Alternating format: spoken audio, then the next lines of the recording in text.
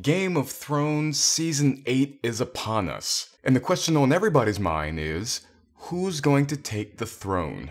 Will it be Daenerys Stormborn of the House Targaryen, the Unburnt, the Breaker of Chains, the Mother... Fuck it, look, titles and all that. Will it be Jon Snow? Or will it be the Night King? Well, to all three, yes, actually. My theory is that a pact could be made between the Dragon Queen, the prince who was promised, speculated, and the one who brings the night, a song of ice and fire. Before we get too deep into this topic, I do want to point out that I have never read the books. Take your finger off the back button. Hold up real quick. Just hear me out. I will probably at some point. But for right now, this whole theory is based solely on the show and what it has conveyed so far. Now, the Night King was once a man. He became the Night King through the tampering of the Children of the Forest. One thing that I think people forget is that the Night King, and by proxy his generals, gathered through Craster's sons and other means that we are not privy to, are human beings who have been turned into these creatures. They're not the wights, W-I-G-H-T-S, that they command. They're not mindless, nor are they uncalculating. Quite the opposite.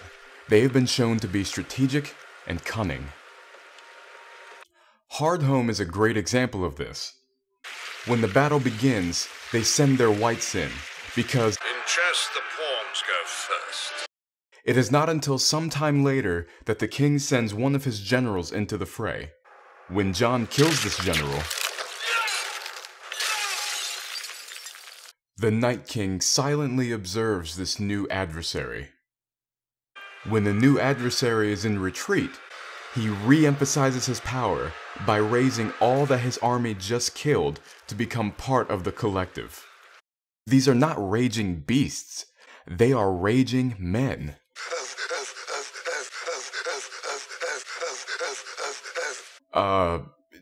Just men.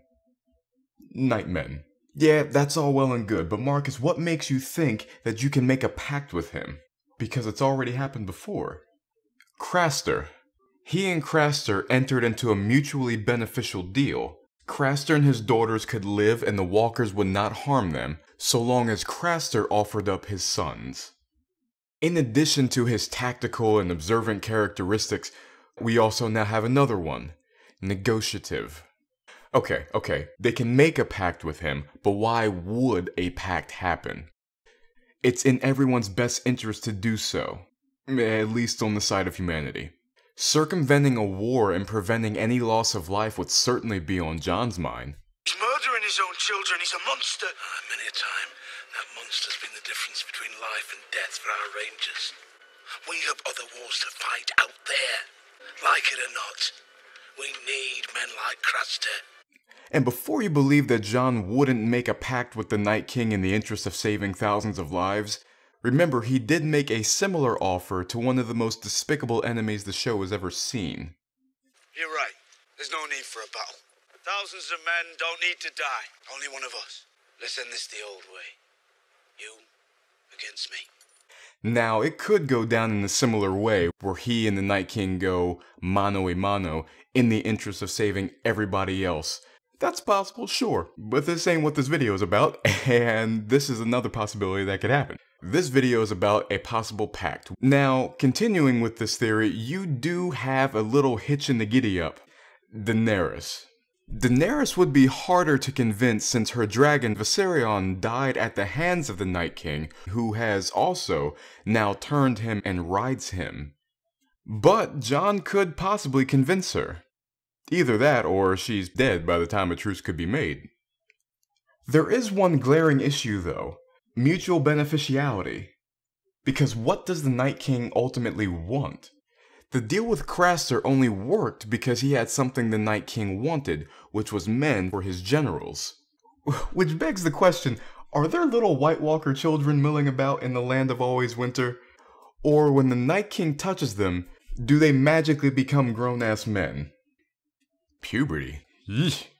But what is his goal? that has not been revealed, but perhaps it has been implied. The reason he was created was to destroy man for their infringement upon the children of the forest.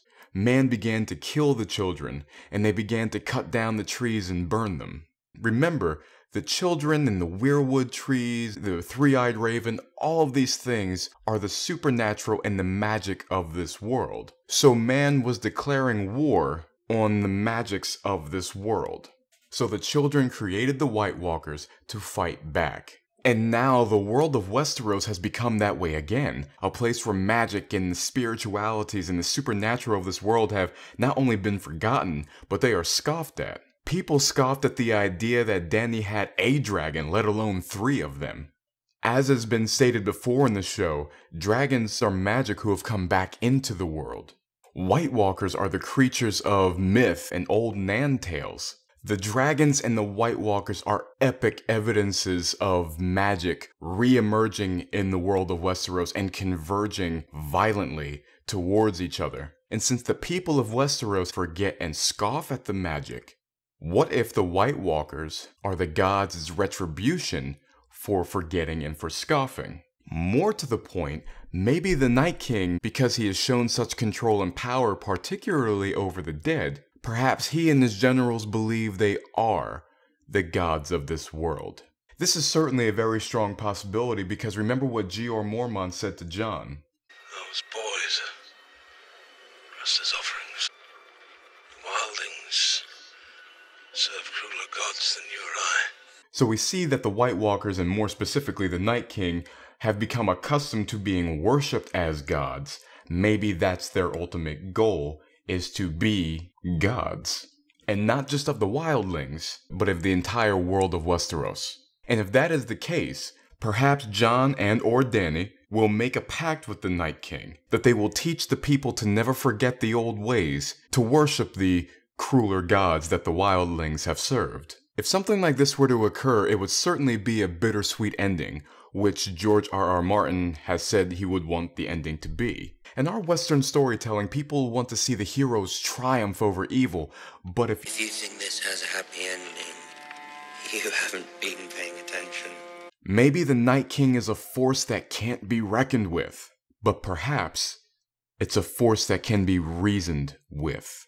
The 3 heads of their stations could come to an accord, a harmony, if you will. Dany and or Jon will take the throne of the people, and the Night King will take the throne of the god of the people. And so would be the tale of Game of Thrones, the tale of the 3 heads of the dragon, a song of ice and fire. Well, I hope you guys enjoyed this video. If you did, please remember to like, comment, share, and subscribe if you're so inclined. Check out my channel for all my other content that I have on there, my short film yin and yang, reactions, breakdowns, all that good stuff that's on there. And I'll see you guys next time. Have a good one.